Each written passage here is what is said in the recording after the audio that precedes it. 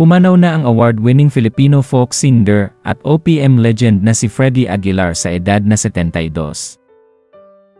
Na maalam si Ka-Freddy ngayong araw, May 27, dakong alauna ng madaling araw, habang naka-confine sa Philippine Heart Center. Naulila nita ang asawang si Jovi at ang kanyang mga anak. Kinumpirma din ng abogadong si George Bryons, ang General Counsel of Partido Federal ng Pilipinas, ang pagpanaw ni Ka-Freddy. Nag-post din ang kaibigan at veteran actress na si Vivian Velez sa Facebook tungkol sa pagpanaw ng singer.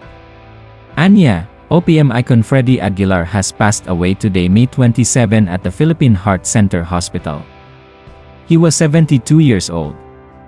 Our heartfelt condolences to his family and loved ones. His music will forever live on in our hearts. Maging ang dating kasintahan ni Ka-Freddy na si Josephine ay kinumpirma ang pagpanaw ng batikang mang-awit.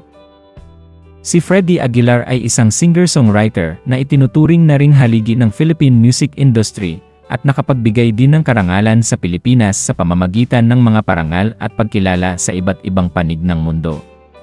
Nagsimula si Ka-Freddy sa pagiging isang street musician at folk club performer sa Maynila at Olongapo hanggang sa makakuha ng regular gig sa Mama Consuelo's Music Lounge sa Quiapo, Maynila. Hindi nagtagal ay naging kilala siya bilang isang folk singer sa Malate, Maynila. Dahil sa kanyang hindi matatawarang talento sa pagkanta pagko-compose, naging isa siya sa mga pambatong musikero sa buong bansa at binigyang parangal dahil sa kanyang makabuluhang at makabayan na mga kanta. Mas nakilala pa siya dahil sa kanyang awiting Anak na naging isang international hit at isinalin sa 20 wika. Ito rin ang kanyang best-selling Philippine music record of all time. Noong 1986, si Freddy Aguilar ay hinirang bilang ikalawa sa mga Asian artist na may pinakamaraming album sales sa buong mundo. Bukod sa Anak, ang ilan pa sa mga pinasikat niyang awitin ay Ang Bayan Ko, Mindanao, at Pulubi.